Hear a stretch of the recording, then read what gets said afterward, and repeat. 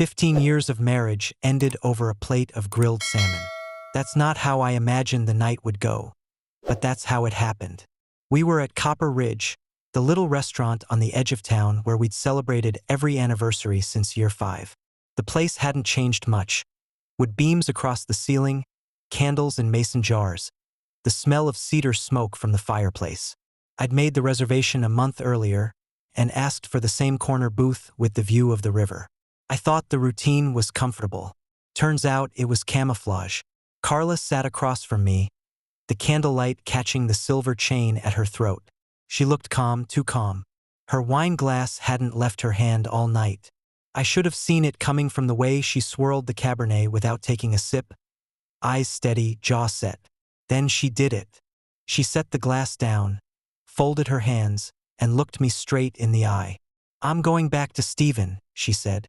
Her voice didn't crack, didn't hesitate. It was as if she were announcing the weather.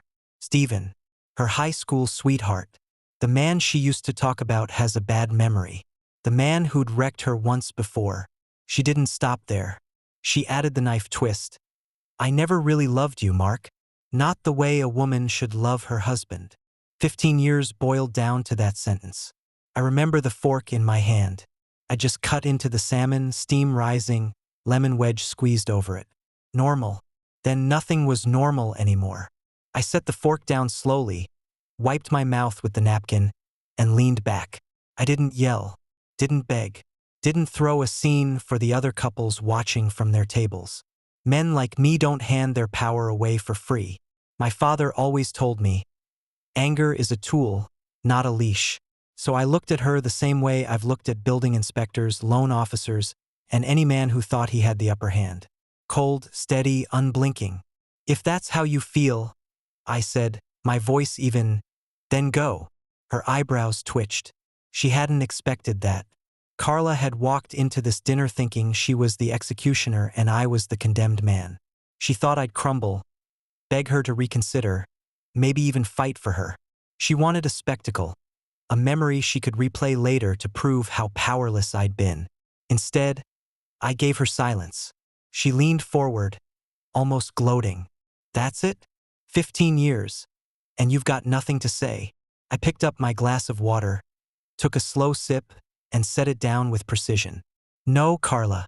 Nothing worth saying." That was the moment the balance shifted. She didn't know it, but while she thought she was burning the bridge, she was already standing on the trapdoor I'd built years earlier. I let her finish the wine, let her play the role of triumphant heroine, savoring the taste of freedom. Inside, I was calm, not because it didn't hurt, but because hurt was irrelevant now. Hurt doesn't pay bills, doesn't secure assets, doesn't protect a man from the vultures that circle when a marriage dies. I'd been preparing for this. Not consciously at first, but as the years went on, I built safeguards, clauses, trusts, structures hidden in plain sight, the architecture of survival.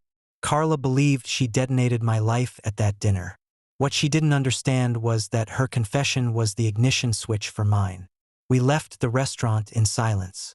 I walked her to the car, opened the door, and waited until she was inside. Not because she deserved courtesy anymore, but because appearances matter, and I wanted the story to be clean.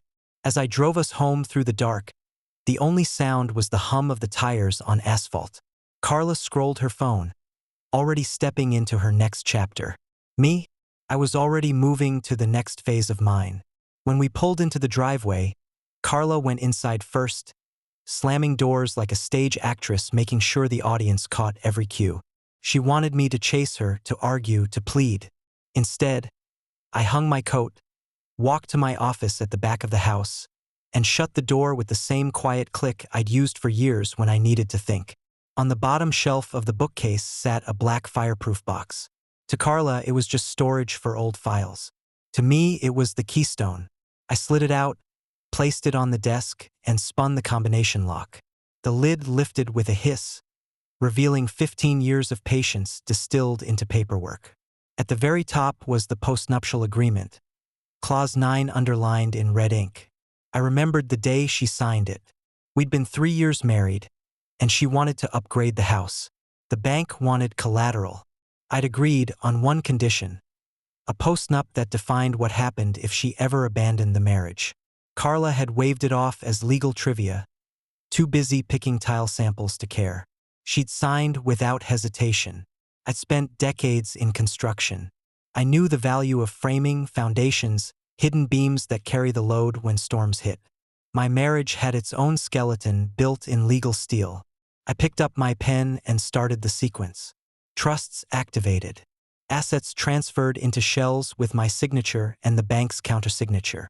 Property retitled into entities Carla couldn't touch. Accounts reassigned with digital keys only I controlled. Every click of the keyboard was a nail driven into the coffin of the life she thought she still owned. In the living room, I could hear drawers slamming, hangers rattling, the wheels of a suitcase rolling across the hardwood. Carla was loud, deliberate, like she wanted me to feel her exit. She thought her noise was power. She thought her leaving was a storm I hadn't prepared for. But storms don't scare men who build levees in silence. I opened the second folder, bank authorizations. Years earlier, when refinancing for an addition, I'd folded in a rider. Upon marital abandonment, full asset control reverted to me. Her signature sat in black ink at the bottom of every page. Behind that were property deeds. The cabin in the Adirondacks, the rental duplex near Albany, even the house we were sitting in. All of them routed through holding companies. She might think she was walking out with a share.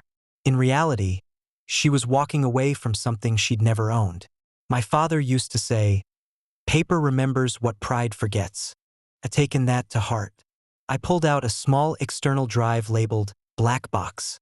It held backups of every file, postnup scans, property deeds, transaction logs.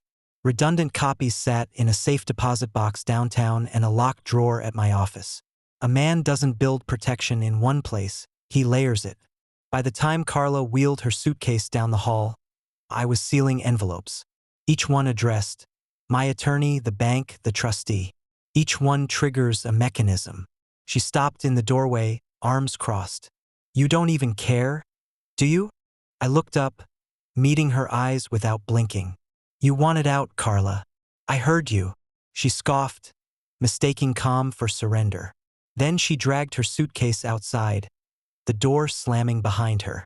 The taillights of her SUV cut through the blinds a moment later. I turned back to the desk, stacked the signed forms, and pressed my thumbprint to finalize the transfers online. One by one, confirmation emails landed in my inbox. Assets moved, titles changed, accounts locked. By the time Carla reached wherever she was headed, the life she thought she detonated was already wired to collapse on her side. Not mine. I leaned back in the chair, the hum of the computer filling the silence. The black box sat open, its contents thinned now, its purpose fulfilled. Years of preparation weren't wasted. They were tested, and they held. The morning after Carla left, the house was quiet in a way I hadn't heard in years. No clatter of her heels on the tile, no hairdryer screaming down the hall, no perfume lingering in the kitchen. Just silence. A man can get used to silence. I brewed coffee and sat at the oak table I'd built myself. The same table Carla once said looked too heavy. Heavy was the point. Heavy lasts. Out of habit, I opened the laptop and pulled up the news. That's when I saw it. Not on the front page, not in any headline, but buried in a social feed that mutual friends still shared with me. There she was, Carla, in a red dress I'd never seen before, holding a champagne flute in one hand and Steven's arm in the other. They were in some rooftop bar downtown, glasses raised, faces lit by the flash. The caption read, "True love always finds its way back." The kicker wasn't in the photo. It was the timestamp, 6:42 p.m. the night before. Our anniversary dinner reservation at Copper Ridge had been for 7:30. She toasted her reunion with Steven less than an hour before looking me in the eye and telling me she never loved me. Some men would have hurled the laptop across the room. Some would have driven downtown and dragged Steven out by the collar. My anger ran deeper than that. Cold, not hot. Precise, not sloppy. I right-clicked the image, pulled the metadata, and saved it. The timestamp was proof of premeditation. Under Clause 9b of the postnup, intentional fraud, defined as entering the marriage or maintaining it under false pretenses, voided any claim to marital assets. Her little rooftop victory toast had just signed her own forfeiture. I scrolled further. A friend of hers, Michelle, had tagged the location, Skyline Room, best night ever. That was even better third-party corroboration. Carla wasn't just celebrating her betrayal, she was broadcasting it. I emailed the photo and metadata to my attorney with a subject line, Clause 9b, evidence attached. 10 minutes later, he replied with a single sentence, "This is airtight." I closed the laptop and let out a slow breath. Carla had spent years painting me as predictable, boring, safe. She thought she could blindside me with Steven and walk away rich. But she couldn't resist the dopamine hit of public validation. Couldn't resist showing the world she'd won. That photo was more than a betrayal. It was her signature on a confession. I poured another cup of coffee and stepped onto the back porch. The woods stretched out behind the house, maples and oaks thinning for winter. I built this porch with my own hands, every nail driven straight, every beam plumb. Carla used to joke that I loved lumber more than people. Maybe she wasn't wrong. Wood doesn't lie. Wood doesn't betray. My phone buzzed. A message from an old friend who'd seen the same photo. "You okay, man?"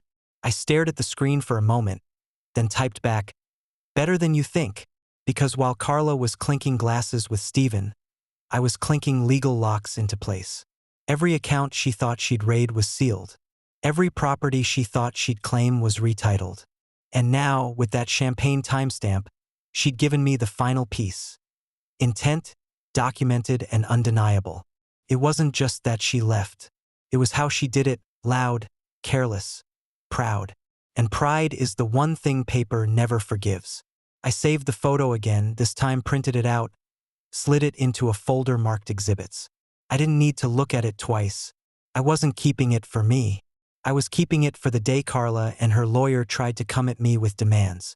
That day was coming. And when it did, the first thing they'd see was a champagne glass frozen in a flash, time-stamped and damning. It didn't take long. By midweek, the call came. "Mr. Whitaker, this is Tyler Preston, counsel for Carla Jensen." His tone was slick, that fake cordial voice lawyers use when they think they've already won. "I'd like to discuss terms for an amicable dissolution of your marriage." I leaned back in my chair, phone on speaker, eyes on the folder marked exhibits. "Terms?" "Yes," he said, already smug. "Carla is entitled to equitable division of assets, including the family home, joint accounts, and of course spousal support. We can avoid a lengthy process if you're willing to." I cut him off. "Check your email." A pause. "Excuse me?"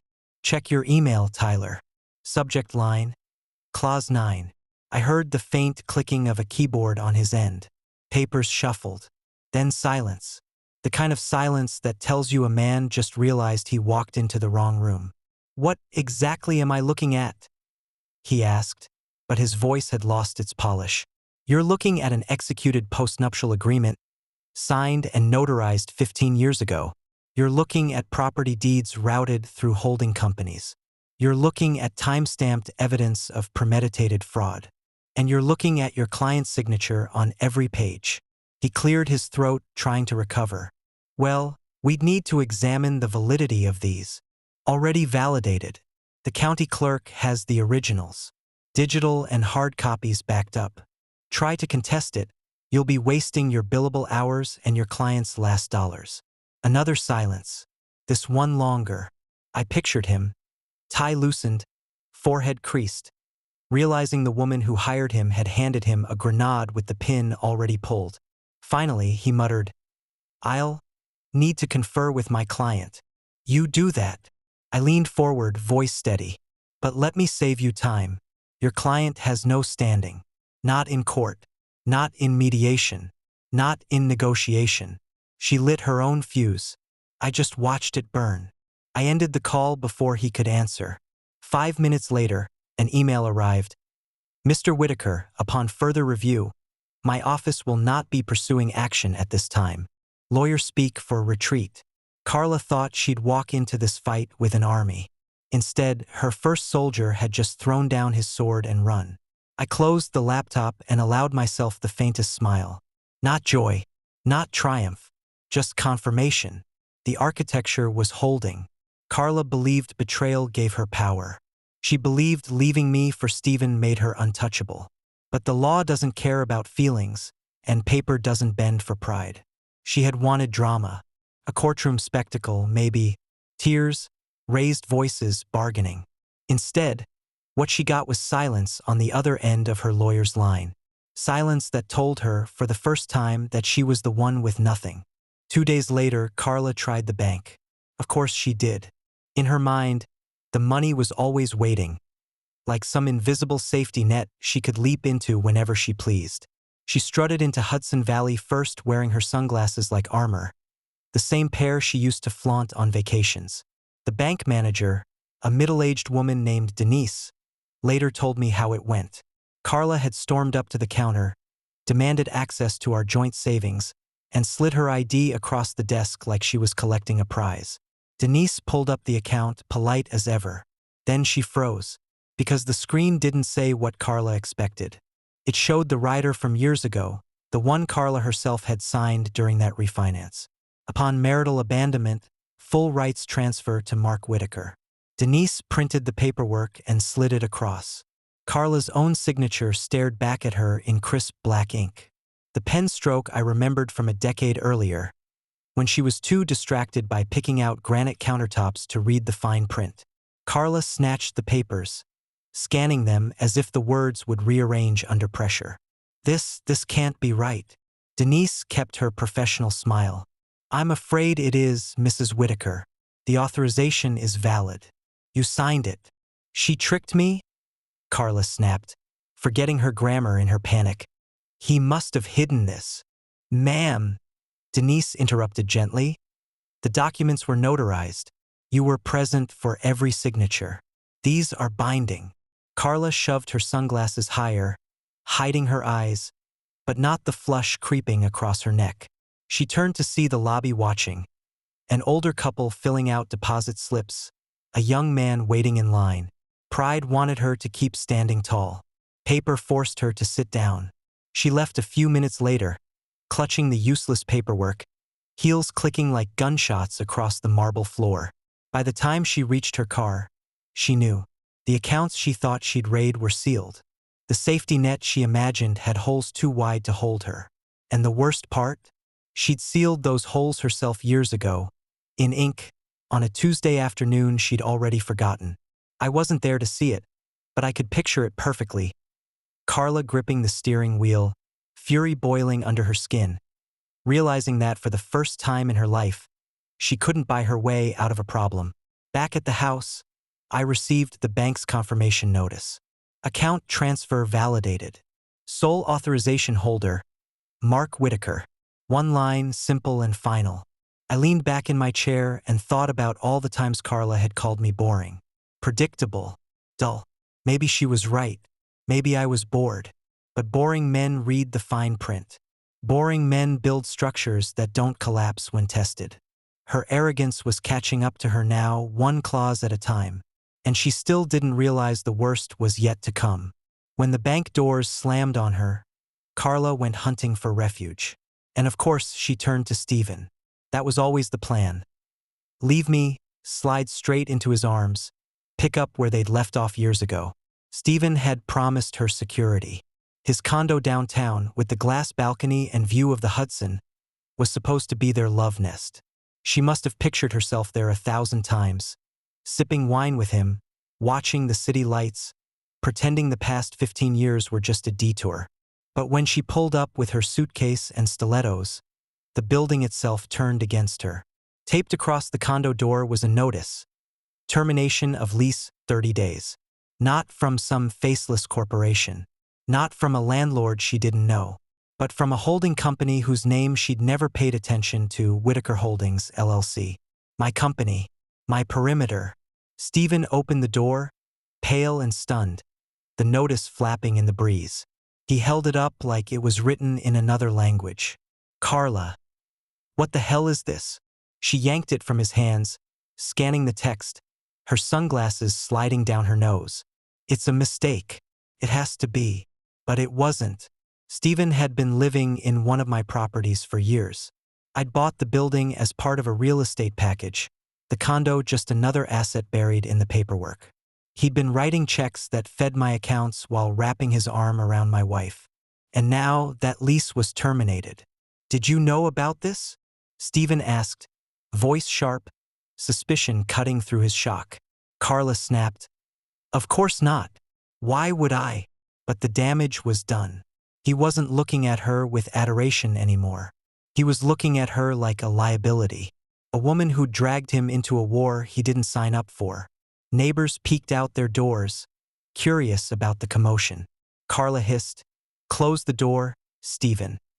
But he just stood there, the paper trembling in his hand, his eyes darting between the notice and the woman who'd promised him freedom and delivered him chaos. Their fragile alliance cracked right there in the doorway. Stephen, the man she'd sworn was her great love, began to retreat. Not with a bang, but with the slow step of someone realizing the ground beneath him was owned by another man. Later, I'd imagine Carla dragging her suitcase back down the polished hallway, heels echoing, pride bleeding out with every step. The condo she thought would shelter her wasn't hers. It wasn't even Stephen's. It was mine. Back at the house, I filed away the termination copy. I didn't need to gloat. I didn't need to show up and watch her humiliation in person. The paper did it for me. Carla believed she was walking into a love story. What she walked into was a perimeter I'd drawn years before, long before Stephen reappeared in her orbit. She never realized she was moving on a chessboard I built. Every square already mapped, every exit already blocked. When pride collides with paper, paper wins. Every time. Carla's last weapon wasn't money. It wasn't Stephen. It wasn't even the condo she thought she could hide in. Her last weapon was Haley. Our daughter was 19, a sophomore at SUNY. Smart kid. Independent. She'd grown up watching me measure twice and cut once. Watching her mother chase excitement like a dog after traffic. I never spoke ill of Carla in front of her. Didn't need to. Kids see more than parents think. Carla called her one night, voice dripping with practiced despair. Haley, your father's ruined me. He's taken everything. I have nothing left. I wasn't in the room, but I know the script. Carla thought Haley would play the loyal daughter, take her side out of sympathy, maybe even confront me. She underestimated the one thing Haley inherited from me, an allergy to lies. Haley drove home that weekend. I was in the shop sanding a maple board when she walked in, laptop under her arm. Dad, we need to talk. We sat at the kitchen table. The same table where Carla once bragged about vacations we couldn't afford. The same table where I'd found her absently scrolling when I told her about my first big contract. Haley opened the laptop. On the screen were files I'd compiled. The annotated post-nup, the time-stamped champagne photo, the bank authorizations. She'd asked me for them earlier in the week, saying she wanted to understand. I gave her everything. No spin, no edits. Just the truth in black and white. She scrolled, silent, reading line after line. When she looked up, her eyes were steady. She really signed all this? Yes, I said. Every page, every clause. Nobody forced her. Haley bit her lip, then pulled up a second folder. Messages Carla had sent Stephen. Screenshots. True love finds its way back. Mark won't see it coming. Once the accounts are mine, we'll start over. She pushed the laptop toward me. She sent these from her phone. I saw them when she left it unlocked last summer. I didn't flinch. That's your mother. Haley sat back, arms crossed. She looked older in that moment. The girl I'd raised stepping into adulthood with her own eyes wide open. She said you destroyed her life, but she destroyed it herself. I wanted to say something comforting. Instead, I told the truth. Haley, people make choices. Some choices build. Some destroy. Your mother chose destruction. I just made sure it didn't take you or me with it. Her eyes softened, not with pity, but with understanding. Then she said the words I'll never forget. I'm with you, Dad. Not whispered, not hesitant. Clear, firm, final. For Carla, that was the real loss. Not the accounts. Not the condo. Not even Stephen. It was Haley choosing truth over her lies, blood over betrayal. Later, Carla tried again. Texts, calls, voicemails dripping with guilt trips. Haley, you don't understand. Your father poisoned you against me. I did it all for love. Haley didn't answer. She sent me the messages instead. That night, we sat on the back porch, the autumn air cool, stars cutting through the dark. Haley sipped cocoa, the steam curling into the night. You're not boring, Dad, she said suddenly. I chuckled. Who told you I was? Mom. She used to say it all the time. But boring doesn't win. Prepared does.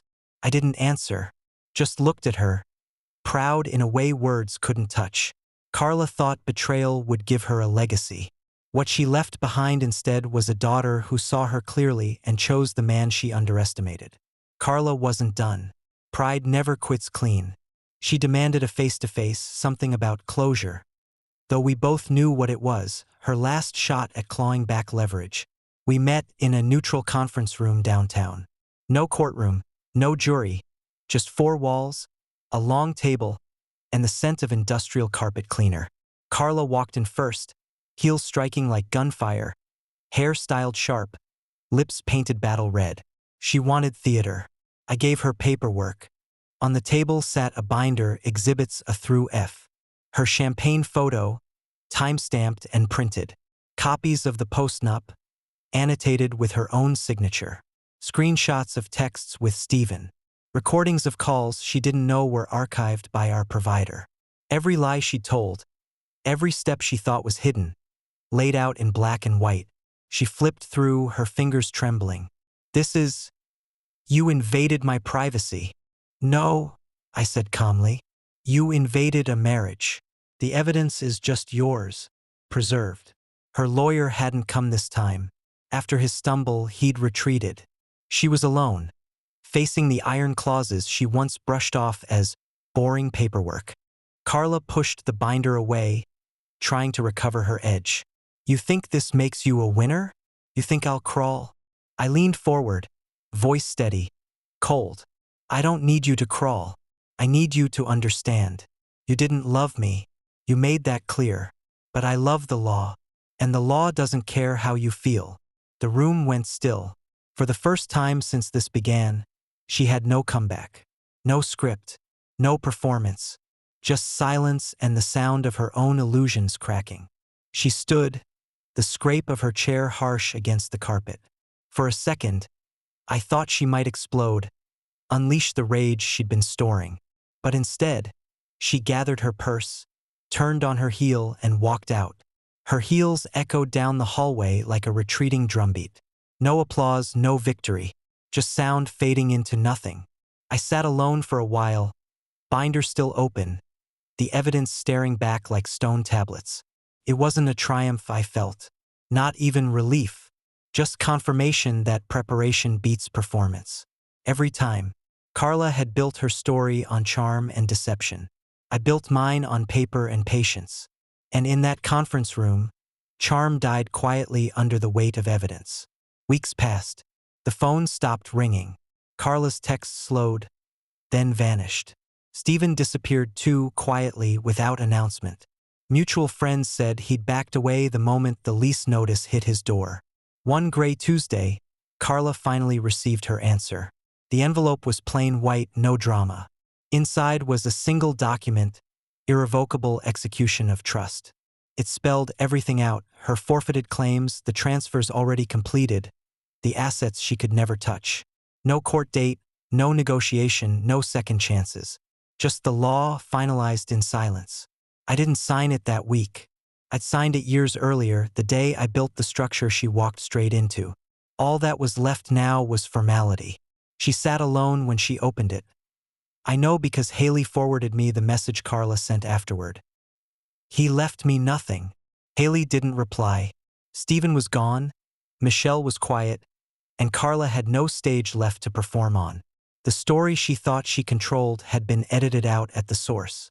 She was a ghost walking through the ruins of her own arrogance, erased not by shouting or violence, but by signatures and clauses she never respected. As for me, I didn't celebrate. There was no whiskey toast, no victory lap.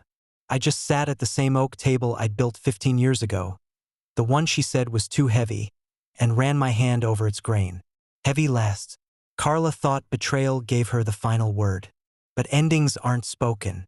Endings are written. And this one had been written long before she ever raised her glass of champagne. Subscribe and stay one step ahead of cheaters. And trust me, the next story makes this one look like a fairy tale.